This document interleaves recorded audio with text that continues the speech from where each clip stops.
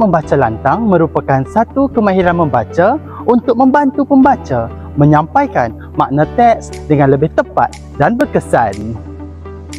Melalui membaca lantang, kita dapat mengawal intonasi, tekanan suara, tempo, jeda supaya pendengar dapat memahami mesej yang ingin disampaikan. Terdapat 4 ciri teknik membaca lantang, iaitu teknik membaca gema, teknik membaca radio, teknik teater membaca dan teknik ulang dan membaca serentak. Dalam video ini, kami akan menerangkan tentang satu teknik membaca, iaitu Teknik teater membaca. Jadi, mari kita lihat bagaimana teknik-teknik ini digunakan dalam pembacaan sebenar. Selamat menonton! Aduh Jamilah, gadis ayu anak Paglura. Aduh manisnya, dia pandai berdandan, dia cantik sekali, dia juga pandai mengaji.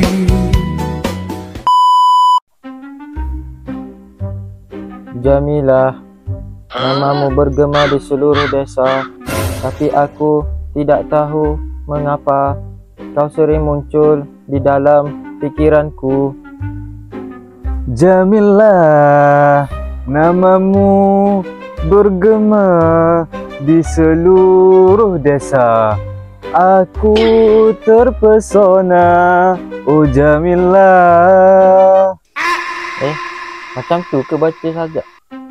Tak bunyi macam sajak pun. Alah, dramatik sikit. Takkan tak boleh kot. Ya ke? Kan? Tak pasti jangan kongsi. Uish, apa yang hampa bising-bising ni?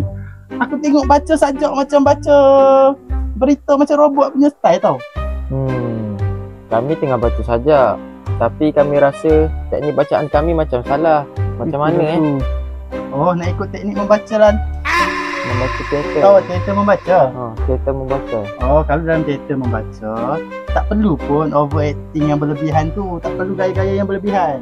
Cuma ada intonasi, jeda, tempo, juga penghayatan yang hebat. Macam ni. Jamilah, namamu berlaku di hati manusia. Bukan kerana populariti yang sementara, tetapi kerana hadirmu membawa cahaya yang mengikat senyum tanpa dipaksa. Nampak kan? Nampak kan? Suara tak terlalu kuat, tak mendatar, tak berlebihan, jeda pun diletakkan tempat yang betul, nada pun ikut emosi, ada turun, ada naik. Itulah teater membaca. Menyuarakan suara mengikut emosi tanpa perlu gaya yang berlebihan. Faham? Faham. Jom. Sekarang baru kami faham. Teknik teater membaca bukanlah susah, tetapi ianya memerlukan teknik yang tepat dan penghayatan yang seimbang.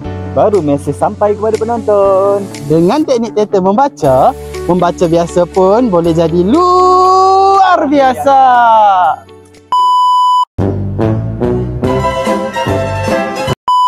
Teknik membaca lantang merupakan satu kemahiran membaca untuk membantu pembaca.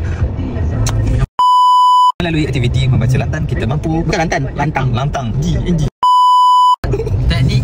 teknik membaca ulang serentak. Aduh, mantap. Mereka dia macam ustaz.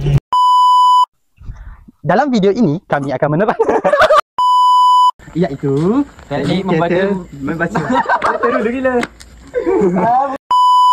Ramai yang datang menduga. Zap.